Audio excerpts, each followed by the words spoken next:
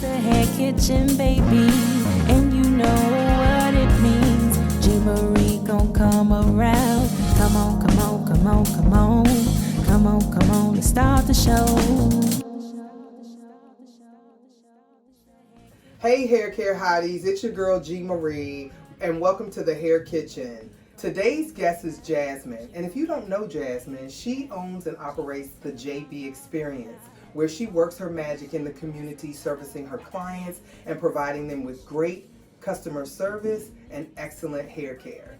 Today's show is all about the internet stylist, and some of you may know what I'm talking about, but for those of you who don't, if you've had to book your appointment, follow this person on social media, make appointments and reach them through some sort of digital platform, those are the internet stylists that we're talking about. Take a look at this clip that is most recently posted and went viral on her Twitter page. Okay, y'all. So basically, I saw this on Twitter and it really pissed me off. So I'm just going to talk about it for a second. But basically, this client is trying to get her hair done by the stylist, I guess, on a stylist day off. She says she like her work. She asks her if she open. She says she'll pay extra. If not, it's okay. She understands. Instead of the stylist responding like she got some sense, has any ounce of professionalism, she says, the money don't move me, boo. Try a broke stylist, because it ain't me. Girl, bye. Why do you all feel the need to be nasty or rude to people who, if it wasn't for them, you wouldn't have a business in the first place? Thank you for coming, Jasmine. I'm so glad that you said yes. And yes. So how about that internet stylist? The post that you posted, let's tell the viewers a little bit about what made you post that. What made me post that was just, I feel like it's just a very prominent issue in the beauty community nowadays when it comes to the beauty industry now. I feel like it's an ongoing, I feel like I hear from clients, friends that always complain about these type of stylists, and it's not all of them, but just that lack of professionalism and just it's disheartening. It makes you not want to get your hair done. It makes you not want to seek out to find a professional because it's supposed to be a beauty professional. It makes you just discouraged even thinking about trying to find somebody to do your hair. But it's been an ongoing thing, and I think it's just for me, because I'm not that type of stylist, because I was not taught to be that kind of stylist, that it just baffles me that people talk to their clients like that, or potential clients, or in general. So I think it's just important for me to always shed light on stuff like that, because that's not the way I do business, and I don't believe in that. So So when you mention not how you were trained, talk a little bit about the training that separates you from the stylist who doesn't really understand the customer service piece. I think that the most important thing is, of course, I went to beauty school. Miss G was my instructor. She's the best. But Miss G also instilled a lot of workforce training with us as well, on top of general basic cosmetology knowledge. And to be honest, to be successful in the industry starting out, you need both. I think it's important. When I first started working in the salon after I got my license, I feel like I was a step ahead of seasoned stylists, because I feel like I came in knowing, how to operate in a salon. I knew, how to deal with, busy days and things of that nature, because that's what was taught when I was, just starting out. So it was embedded in me, and I took it with me. And there was so many things that we learned before that in terms of professionalism and etiquette, how to talk to your clients, and all of those things. And it's like a lot of stylists don't have that, education and workforce training, which was important. Yeah. Because you go seek a job, it's like, oh, okay, all you know is the basics. Right. Let's be qualified. Right. Yeah. And see, I didn't get that in beauty school. Yeah. That's why it was so important. And I don't think most people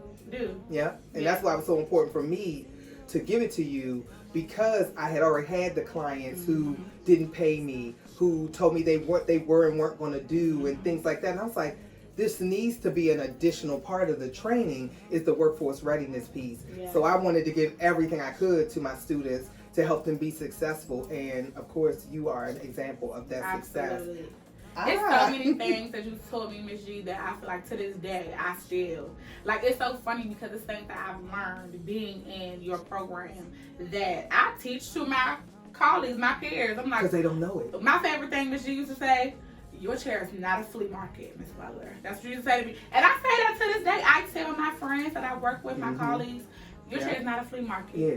You We're know, not making a deal here. No, this is not, the price is the price. Exactly. How much, charge your worth, things of that nature, because we get snuffed out, you know, when people feel like they don't value you, or they feel like, if you don't value yourself, your client's not going to value you. If you don't think that you're worth that, whatever you're charging, if you're not confident in charging that, they can see through that. Like, you don't feel confident in charging what you charge. You spend hours on this style, this client, and then you get to the end and you can charge them $25. They're not going to say, oh, you want more? I think you deserve $75. They're not going to say that. They're not going to say that. We used to talk a lot about that in school. All the time. You always say stuff like that. Like, nobody going to be at your door asking, do you need bread and milk and eggs today? And I'm like, bitch, you right. But it has stuck with me because it is so true. So I feel like for me, I was a step ahead when I came into the industry working.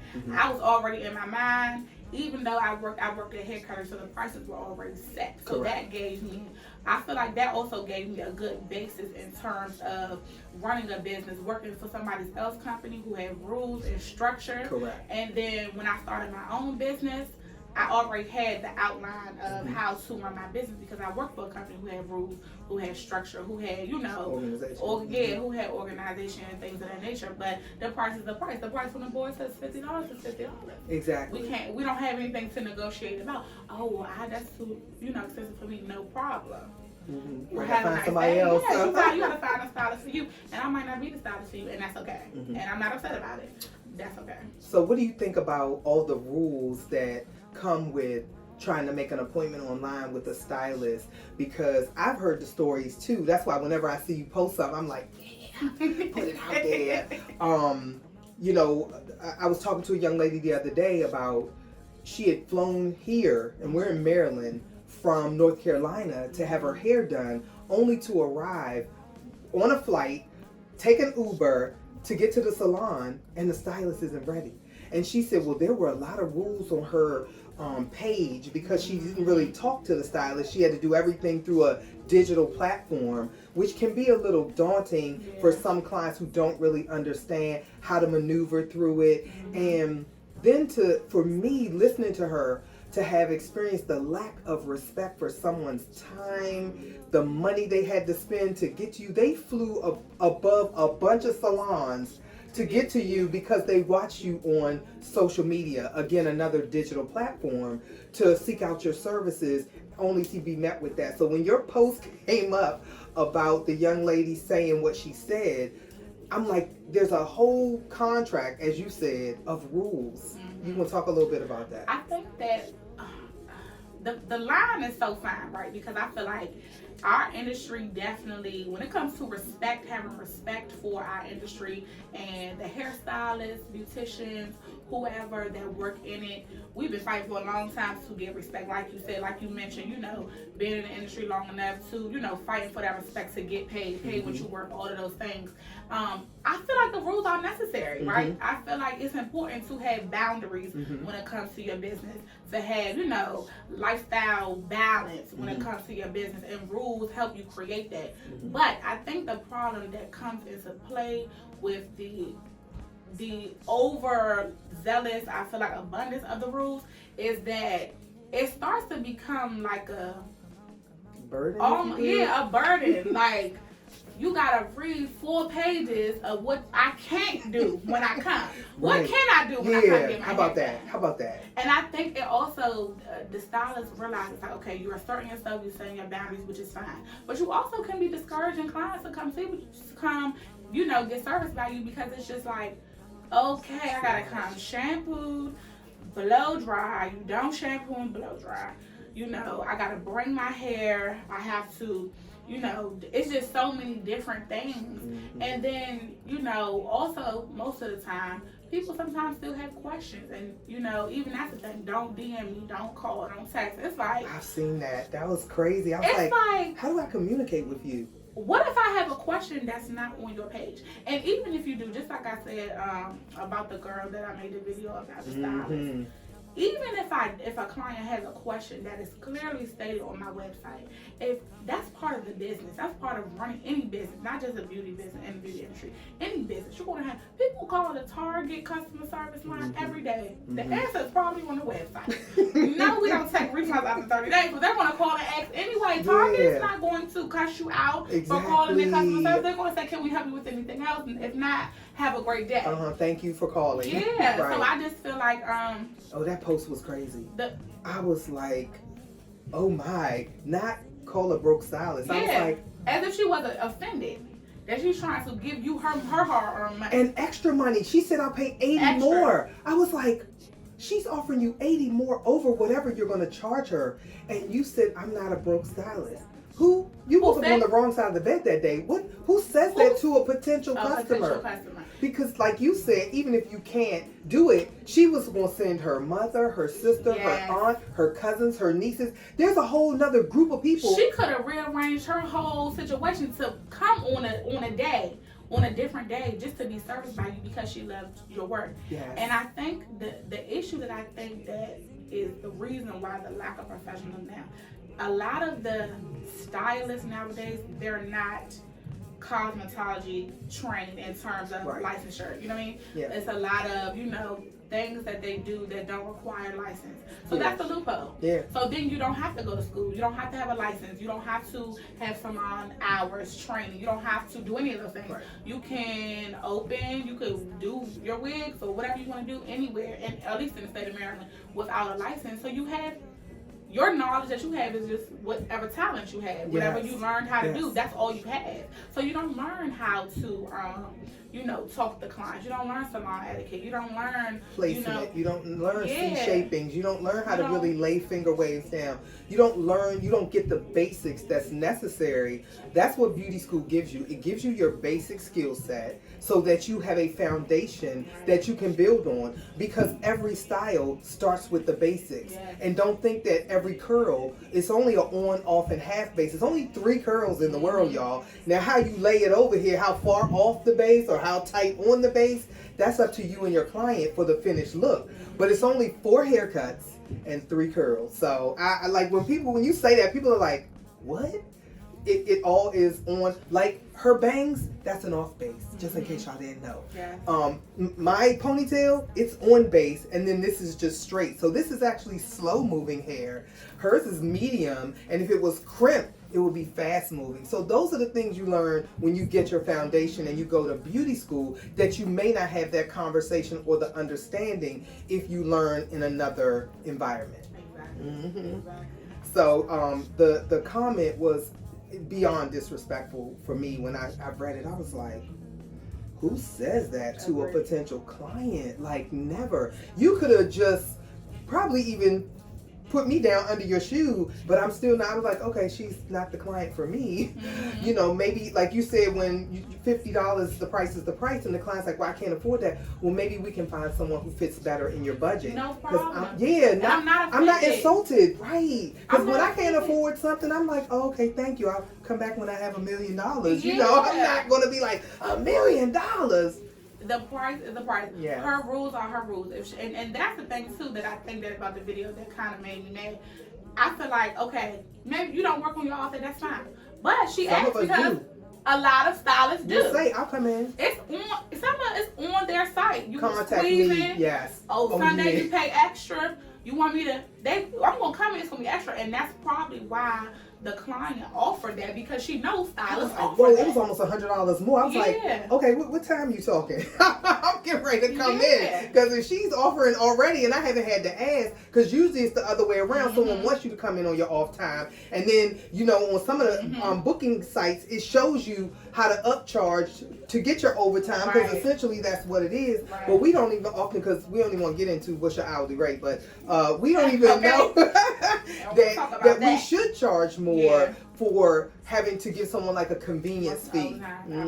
Like 7-Eleven isn't open 24 hours because it's going to be cheaper. Right. You going in there and water going to be $10. You're like, oh, $10, but I am thirsty. Right. Here's my 10. Here's my 10. And that's the thing too, I think it's important. Like, yes, clients. I had one of the comments on the video was, it wasn't a stylist, I don't think, but she said she understood both points. And I said, how so? I'm like, did we watch the same, video? And she said, well, I think it was disrespectful for the client to ask her to come in on her off day. I said, she runs a business. People have questions. So when you are running a business and you are the CEO of your business, you are the operator of your business, people might have questions. It wasn't stated on her website. I don't answer questions. Right. It wasn't stated that she doesn't come in on her off day. Maybe that was something she didn't even think about until that client asked. You don't know until you ask. But you feel insulted because somebody wants to give you more money than you asked for. That's weird to me. If you could have just said, no, thank you. Unfortunately, I can't. My clients, I've been doing it here 10 years. They might still ask me, what day do you work on Tuesday? I'm like, no ma'am, I don't work on Tuesday, but I'll be back in the salon on Wednesday. I don't have an attitude about that. It's a question. Stuff like, I think that they haven't memorized our schedule. They just think about what's going on in their world. And can I fit my going on into your world? I just didn't understand the nastiness of the response. It wasn't required. You could have politely said, no thank you, I can't come on my off day, I'm so sorry, maybe I can refer you elsewhere. And then, like we said, that could potentially, okay, well, my mom wants to get her makeup done, my sister wants to get her makeup done. It might not be, you might not get that dollar from that specific client, but you could get it elsewhere. Because you paid your customer service forward, and people are like, wow, she was really nice, she didn't work that day, and I really wanted to go to her, but I liked how she interacted with me, because it's so hard, and it shouldn't be, to get good customer service. Absolutely. So how can we help those stylists who, what advice would you give to them, to the stylists who are responding in this kind of way, or who don't understand how to answer the question? Like, we were talking, and it was, if you are running late, so say example, she did take the woman and she's running late or what have you, no problem, you're running late, I'm still going to do you today, but if my next client comes in, I'm going to have to stop your service and move to the next client, and then I'm going to work you in throughout the day, just like you said, a squeeze-in fee. So I don't get behind. So that way the client has the option to make the decision, do I want to be worked in? Can I really stay here all day? I know I was late. She's giving me these options. She can make the decision before we're all both in it, and now we're both frustrated because, oh, you're thinking she should have known. She couldn't know unless you tell her. And then she gets to say, yes, no, maybe so. Right. So do you have like a squeeze-in fee? No, not necessarily. I feel like I recently, just last year, 2 years ago, changed my schedule. So I only work 4 days a week now. But I'm off Sunday through Tuesday. But no, not necessarily. Sometimes if it's like a slower day or I had a cancellation, I normally don't do same day appointments. But if it's, somebody calls and I had the time, I don't have anything to say, I'm going to take them. Me too. I don't have no problem. Why would I not? Money. Like, you want my services and I'm... And then too, I think people also, a lot of people are short-sighted initially. I think it's like right in the moment. You can't see past that moment. Me, when a potential client comes in there, I don't take walk-ins anymore, but it's like I said, if I had a time, I might not take you today, but I'm not going to be nasty to you and say, I can't take you today, but I have availability tomorrow or next week. Did you want to come another day? You know what I mean? If somebody calls or, reaches out, oh, I was a referral, can you do my hair on Monday? I have somewhere to go. Unfortunately, I'm unavailable on Monday, but I'll be back in the salon on Wednesday. Does that work better? And they'll either say, no, I can't do that, or you know what? Can I come Wednesday? But all of that comes from having a conversation and me being polite. Because if I was nasty and then give you an option, I have now lost the client. And all the potential clients that you could have sent me. We'll continue this conversation after the commercial break. Are you looking for a new stylist? Considering great coverage? In need of corrective color? Want a great haircut? The Hair Kitchen has something for everyone. For on-time appointments, call G. Marie at 443-490-5777. We look forward to taking care of your hair. Welcome back. So we've had a lot of conversation about the internet stylist, what we think you could do if you're in that situation as a stylist. What about the clients? What can clients do if they're faced with somebody who is using strictly a digital platform to reach them? What would you say about that part right there? I honestly feel like if you are reaching out to a stylist that you met on a digital platform, you don't have any, in-person interaction or referral with them, I would honestly, as a client, I would jump right in and ask them, are they licensed? I would. Only because how else would you know? You wouldn't know unless you ask. And then that right there could tell you. Now, I'm not saying every stylist that's licensed is going to give you a professional service. Right. That's not the truth. But I feel like instead of starting here with no license, at least we'll start here if you have one. Right. So I would ask. I would genuinely ask if you find a stylist on social media, you like their work. I would just ask them, hey, are you licensed?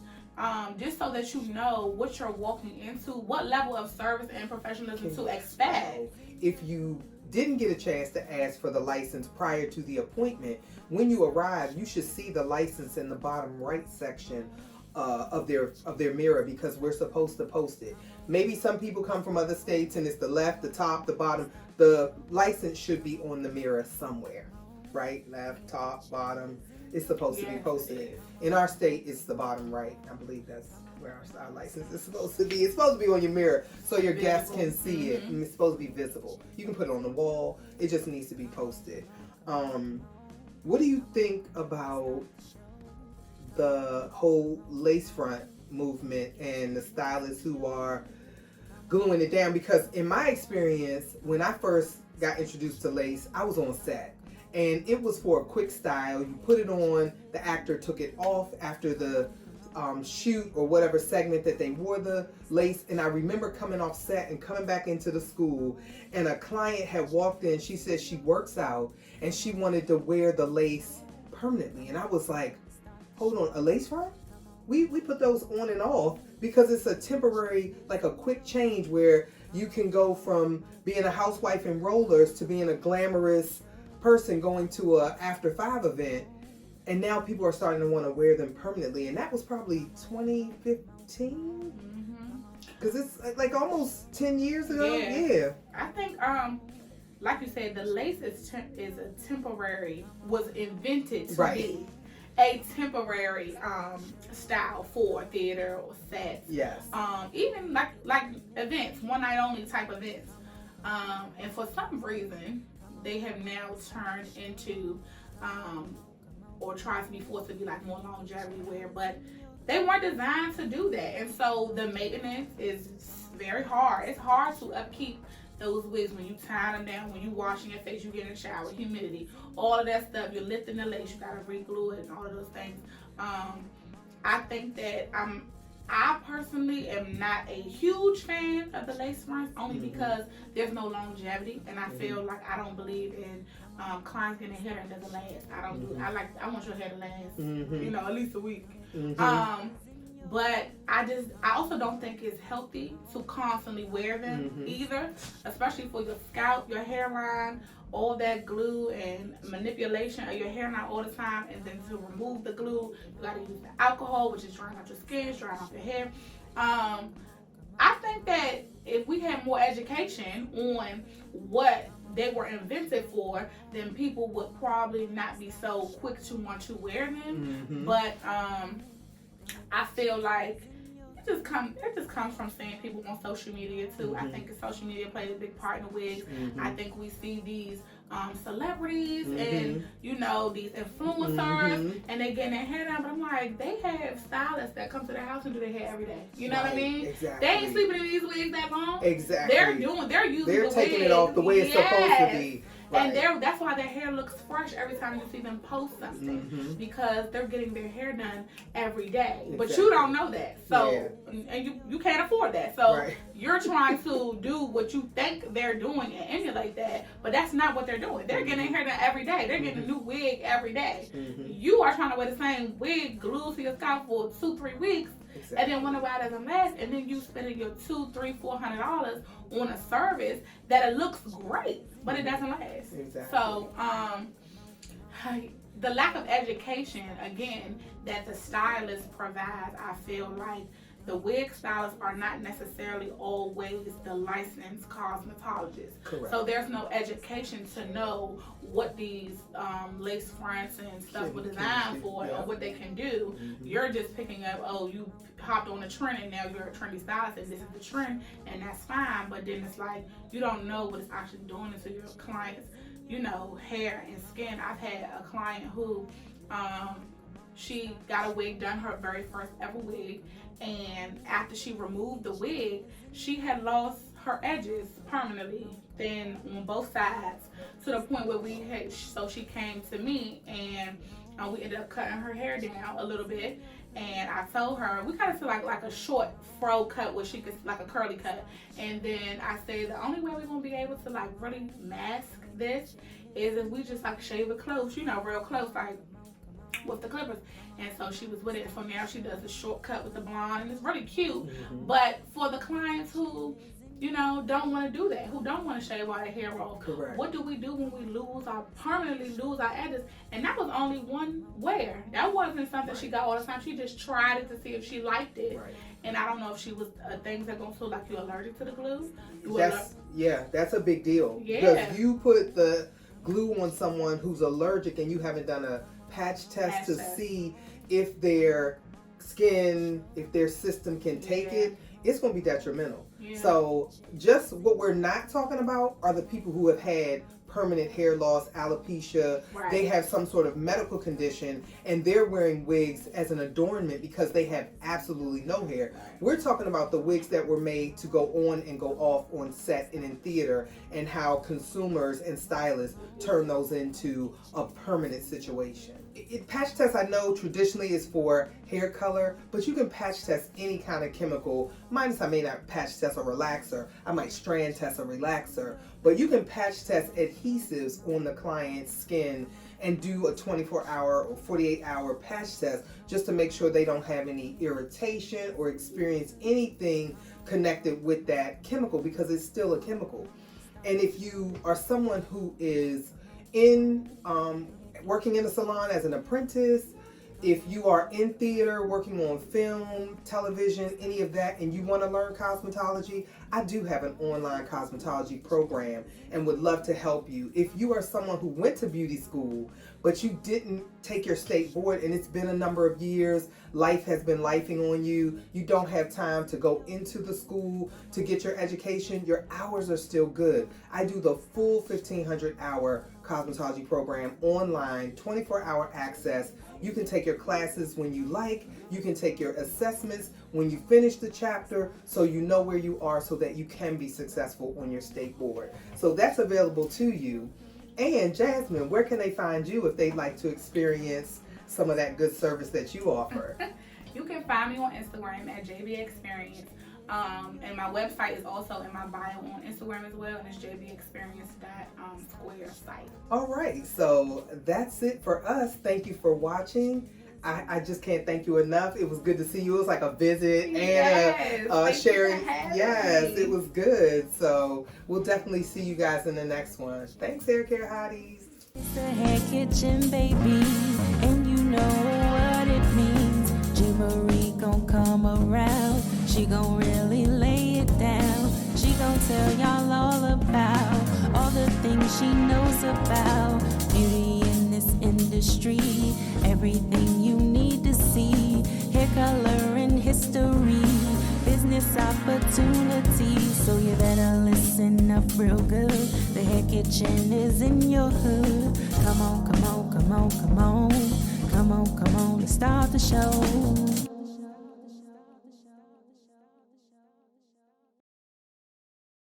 Are you looking for a new stylist? Considering great coverage? In need of corrective color? Want a great haircut? The Hair Kitchen has something for everyone.